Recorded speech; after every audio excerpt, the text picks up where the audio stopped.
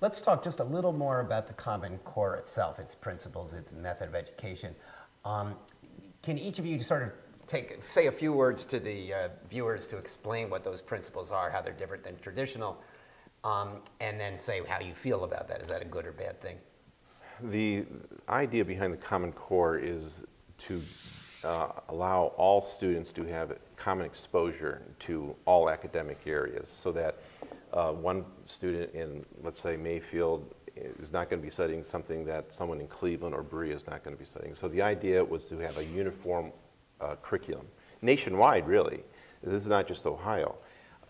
In fact, I believe most of the states in the United States are going to or wanted to adopt the Common Core. So the idea was to have a national curriculum, so to speak.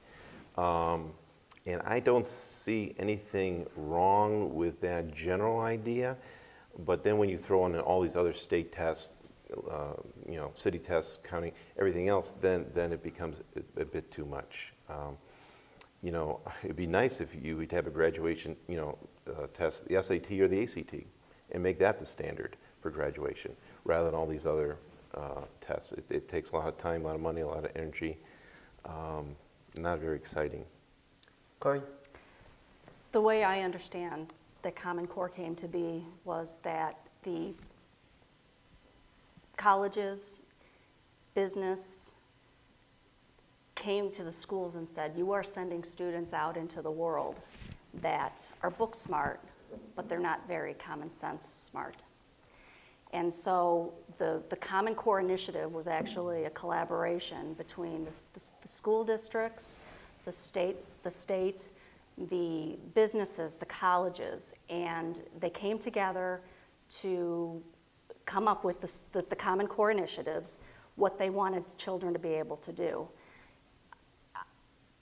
It's teaching them to think abstractly instead of just memorization of facts.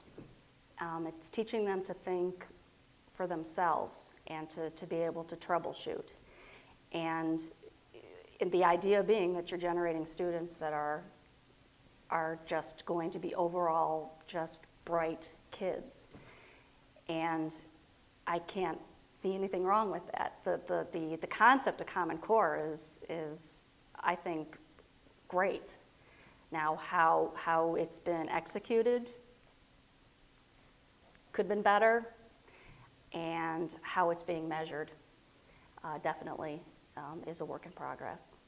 David? The days of reading, writing, and arithmetic being the only thing in the curriculum are over.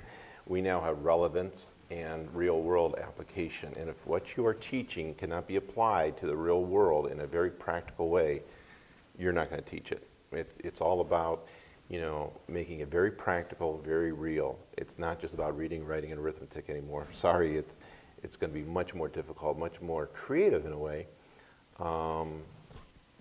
So I think the teacher of the future is going to be very, very challenged. I think they're up to it, but it's going to be extremely challenging to really meet all the different needs that kids are going to have in the future. Okay, Cori? The teachers meeting the needs of the, you know, it's education. The teachers are going to have to grow and modify the way they teach. That's a good thing. That's a good thing. And I think the product, the student that's graduating is going to be better off being able to think at that level and to be able to do calculations in their head and, you know, to think outside the box. I think it's a good thing.